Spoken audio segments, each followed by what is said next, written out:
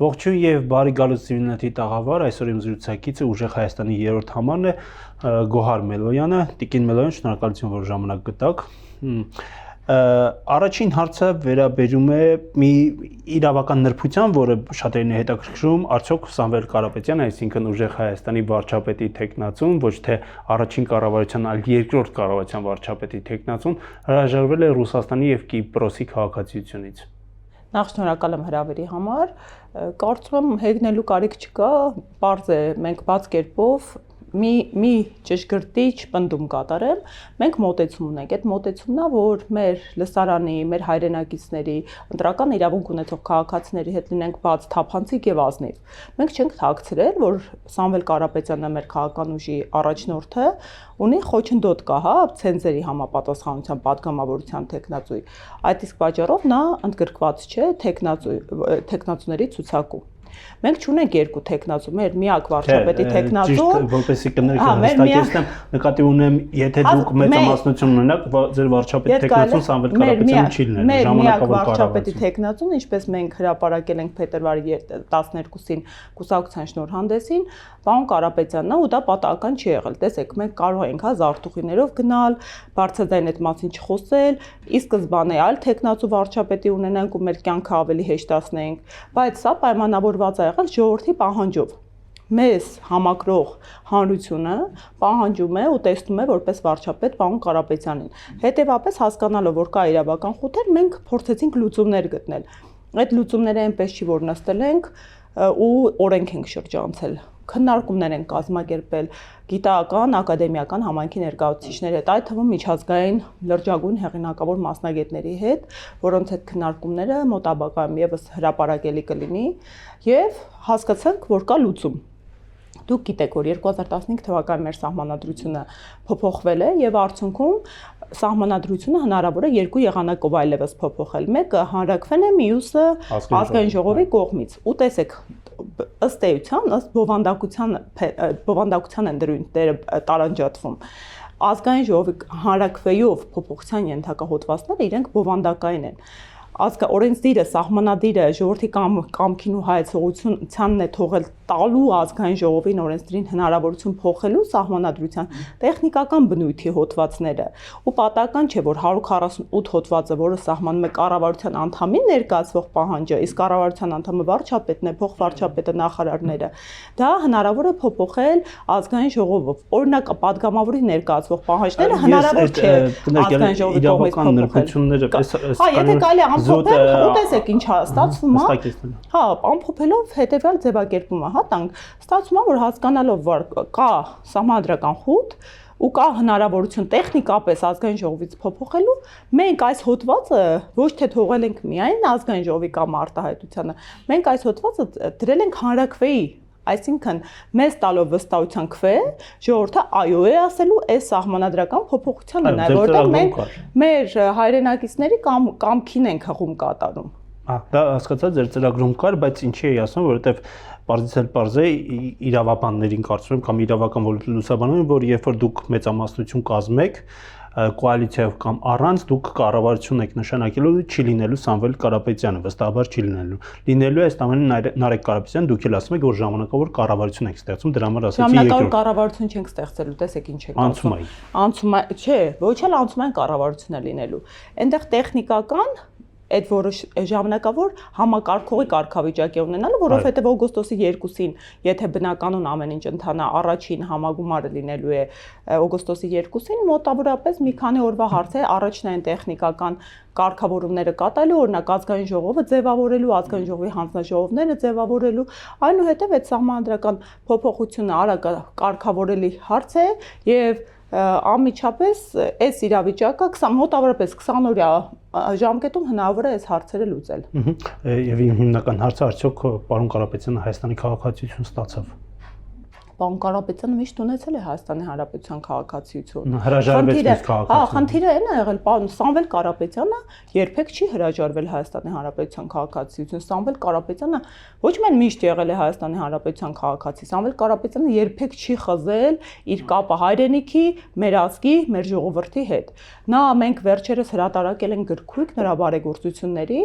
մի պետության չափ բարեգործություն ու ներդրում է միայն կատարել մեր երկրի համար։ Սա անուրանալի է եւ սա այն հիմնապատճառներից մեկն է, թե ինչու ես որոշեցի իմ ճանապարհը որպես քաղաքական գործիչ այլևս շարունակելու մասնագիտական ճանապարհիցս, հա, զատ։ Սամվել Կարապետյանը կրկին եմ ասում, հա, որևէ գաղտնիք չէ, ունի եւս այլ քաղաքացիություններ ու իր մասշտաբի մարդու համար նորմալ է, հա, այդ կարգավիճակը, ու ինքը հայտարարել է, որ մեկնարկել է այլ քաղաքացիություններից հրաժարվելու գործընթաց։ Այդ գործընթացը ընթացքում է։ Այո, շատ բարի։ Այստեղ մի հարց կա, որ ձեր քաղաքական ուժի ուղղությամբ միշտ հնչում է, թե ինչու ձեր քաղաքական ուժը ուղիղ քննադատություն չի տեղում Ռուսաստանի ուղղությամբ։ Իսկ ուղիղ քննադատությունը ո՞նց եք պատկերացնում։ Օրինակ հապկի մասով, որ Ռուսաստանը տապալել է գործընթացը։ Հարգելիս մեր քաղաքական ուժը ուղիղ քննադատություն հնչեցրել է, ուղղակի ուղիղ քննադատությունը պատկերացնում են այսօրվա իշխանության նման անհավասարակշիռ, հա, հիստերիկ քննադատությունը կներեք արտահայտությանս համար, տեսեք, մենք մեզ որպես ապագա իշխանություն ենք պատկերացնում։ Արդյոք մենք իրավունք ունենք գերտերություններից որևէ մեկի հետ հարաբերություններ խզելու, մենք որևէ մեկի նկատմամբ չենք հնչեցնում քննադատություն։ Արդյոք լսել եք մեր քաղաքական ուժից Ամերիկայի Միացյալ Նահանգների, Չինաստանի նկատմամբ ինչ-որ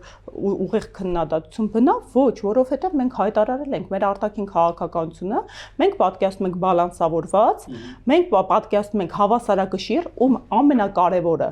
մեր խնդիրները կլուծվեն, երբ Հայաստանի Հանրապետությունը ունենա այնպիսի ղեկավար, որը առաջինը կաշկանդված կլինի ու կառաջնորդվի հայկական շահով։ Հայկական շահն է մեր առաջնահերթությունը։ Ու հիմա տեսեք, մեր այսօրվա իշխանությունը, հա, ահաբեկում է մեր հայրենակիցներին, քաղաքացիներին նոր պատերազմով, 10 միլիոնանոց ադրբեջանցիներն են, չէ՞, սպառնալիք ներկայացնում։ Այդ 130 միլիոնանոց գերտերությունը արդյոք չի կարող սպառնալիք լինել, էնել, երբ այս իշխանության օրոք ավելի քան երբևիցե Հայաստանի Հանրապետությունը տնտեսական կախվածություն ունի Ռուսաստանի Դաշնությունից։ Դուք պատկերացնում եք, եթե մենք թշնամանանք, կոնկրետ դիվանագիտական հարաբերությունները խզվի,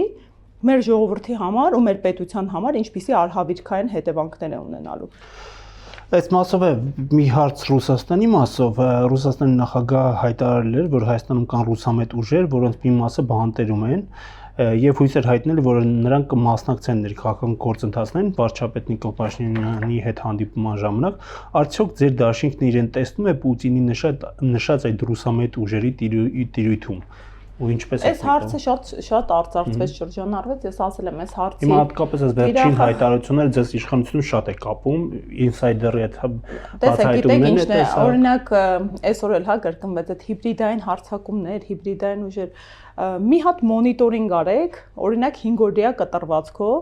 տեսեք մեր ուժի նկատմամբ ինչ հիբրիդային ներազդեցություն է տեղի ունենում։ Մենք վեր ենք անում մոնիտորինգը YouTube-յան ալիքներով, իրավական կոնկրետ, հա, հանցավոր տարեր պարունակող process է, հակաքարոզչական, կոնկրետ թիրախավորող, մանիպուլատիվ սրբարտության վիրավորանքների տարեր պարունակող, այդ թվում արդեն հասել են հանրային հեռուստաընկերության մասշտաբի, հանրային հեռուստաընկերության եթերով այնպիսի գովազդներ են ու այնպիսի լրատվական անոնսներ են մեր քաղաքական ուժի, մեր առաջնորդի հետ կապված անում, որ մենք անգամ են վատ դեղին մամուլում հնարավոր է դա պատկերացնենք, տեսնենք, նոր կարմիր գծեր են հատում ու ես կարող եմ ինձ թույլ տալ նման հայտարարություն, որ այո, մենք հիբրիդային հարձակումների ենք ենթարկվում ու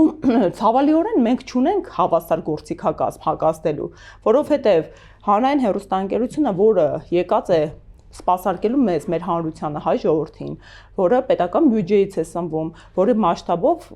դուք լրատվության ներկայացուցիչ եք, կարծում եմ կարծիքս կկիսեք, հա, երևի մեր ողջ լրատվական դաշտը անգամ 1/4-ը չունի այդ բյուջետավորման, իրեն թույլ է տալիս քաղաքական ուժերին քաղաքական նարատիվ սպասարկելու իշխանության, հա, հարձակումներ ենթարկելու, այնպես որ այս հերթական մի դրվագներից է, իսկ այս նման հայտարարությունների մեկնաբանողը թիրախը օրինակ Ռուսաստանի Դաշնությունն են կամ այդ պաշտոնատար անձիկ, ովքեր կատարում են։ Այսինքն դուք չեք պատկերացնում ձեզ Ռուսաստանի նախագահի ասած ռուսական ուժերի տիրույթում։ Ես ասացի, մենք մեզ պատկերացնում ենք հայկական ուժ, հայկական շահով կաշկանդված եւ հայկական շահով առաջնորդվող։ Մենք տարբեր սցենարներ ենք քննարկում եւ սցենարներից մեկը դուք քննարկեցիք, որ դուք սահմանադրական մեծամասնություն եք կազմում եւ փոխում եք սահմանադրությունը եւ պարոն Կարապետյանը կարողանում է դառնալ վարչապետ, եթե դուք այդ սցենարը չլի մեծամասնություն չկազմեք, որպես ընդդիմություն, ինչպեսին եք դες պատկերացնում խորհրդանում։ Տեսեք, մենք այդ հարցը հիմա չենք քննարկում, որովհետեւ մենք մեզ իշխանություն ենք պատկերացնում, մենք գնում ենք բացարձակ հաղթանակի եւ կարծում ենք, որ ամեն ինչ կա, որ այդ բացարձակ հաղթանակը տեղի ունենա։ Ես գիտեք վերջին շրջանում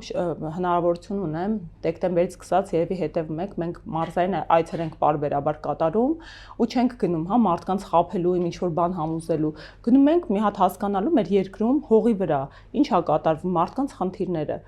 ու այս իշխանությունը եթե 8 տարիների ընթացքում այդքան մանիպուլյացիաների փոխարեն մի քիչ գործ աներ այսքան տխուր կարողա պատկերը չստացվեր դուք տեսել եք թվերը պետական թվեր եմ ասում հա հենց Արմստատի կողմից հրապարակվող մեր երկրում իրենք ասում են ինչ էր ասել օրինակ Նիկոլ Փաշինյան ասել էր գալու ենք 18 թվականի խոստում հա որը ծրագրային է նաև ու ամրագրված է կառավարության որոշման տեսքով կրկնակի կրճատում աղքատության Դուք գիտեք աղքատությունը,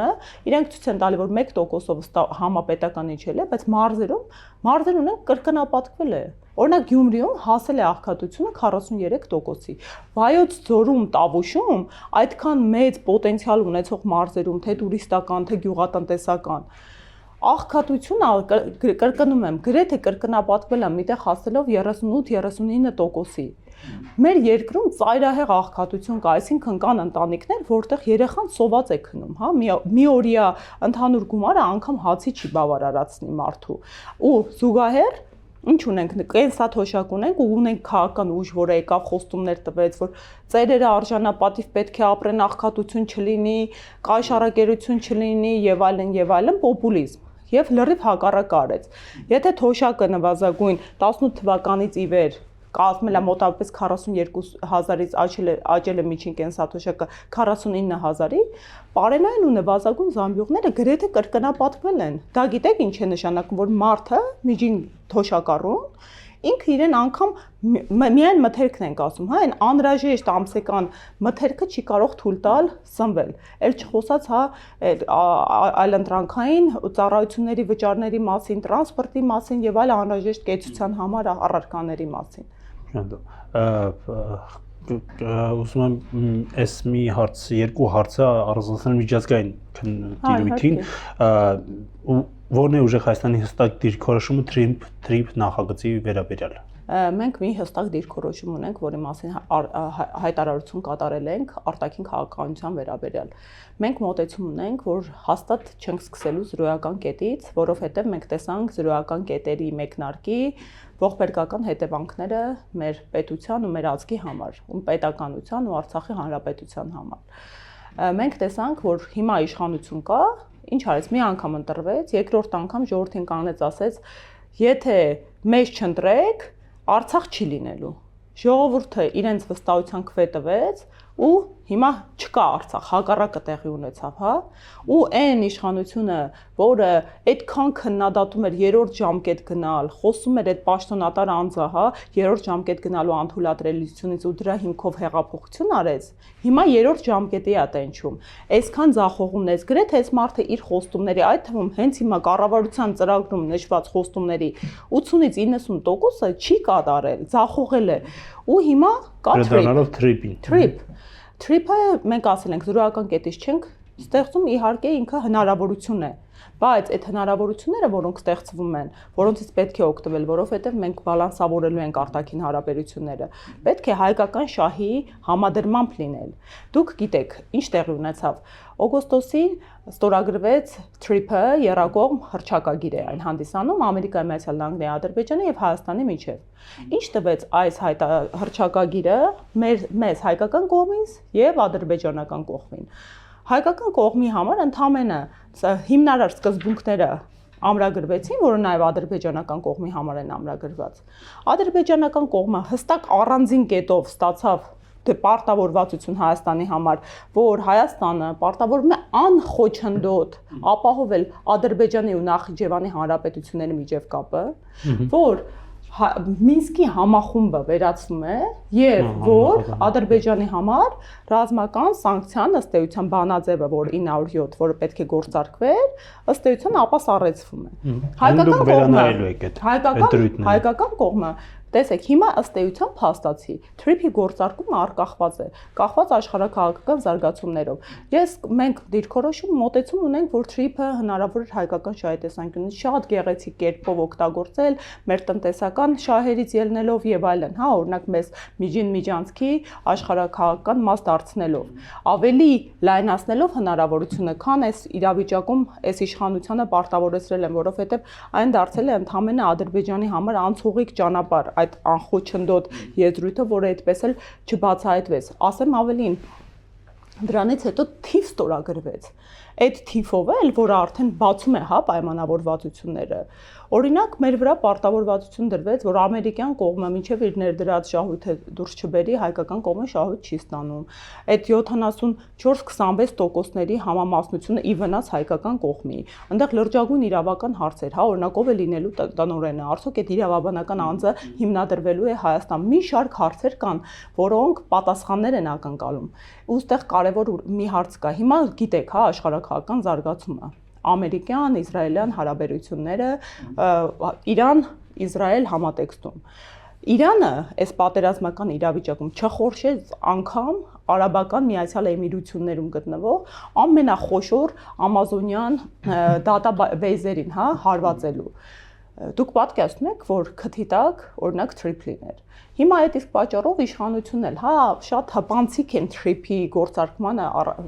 մի անգամ իրենք է հայտարարեցին, որ այս պահին դե արդիականությունը մի փոքր կորցրել է, բայց էլի դարձում է նախընտրական շահարկման առարկա։ Սա դեռ մեզնով պայմանավորված չի լինելու։ Թրիփի գործարկումը դեռ մինչև մեզ հասնելը աշխարհակաղակական զարգացումների ծիրուն պետք է քննարկել։ Մնալ ԵԱՏՄ-ում, թե աստիճանաբար գնալ ԵՄ։ Այս որոշումը կարող է կայացնել միայն Հայաստանի Հանրապետության ընտրական իրավունք ունեցող քաղաքացին։ Ու սա է խնդիրը, որ այս քաղաքական ուժը հերթական անգամ փորձում է շրջանցել մեր քաղաքացիների կամքը։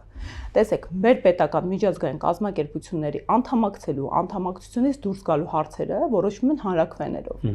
Հիմա ինչ անում է իշխանությունը։ ԵԱՏՄ-ին մենք չմտանք հանրաքվեով։ Որովհետև այն ժամանակ սահմանադրական այդ պարտադիր պահանջը առկա չէր։ Հիմա արդեն գործող սահմանադրությամբ դա որպես պարտադիր պահանջ ներկայացված ու ես շատ կողմ եմ դրան, որովհետև այդ որոշումը կաշկանդում է ինչ որ իշխանության, կլինենք դա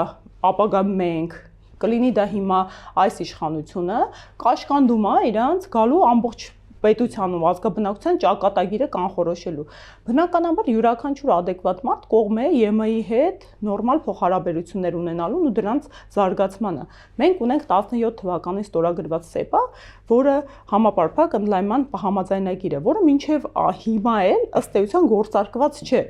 Իսկ արդյոք մեր ազգաբնակչությունը տեղյակ է, որ այդ վիզաների ազատականացման գործընթացը ինքը երկփուլանի բավականին երկար գործընթաց է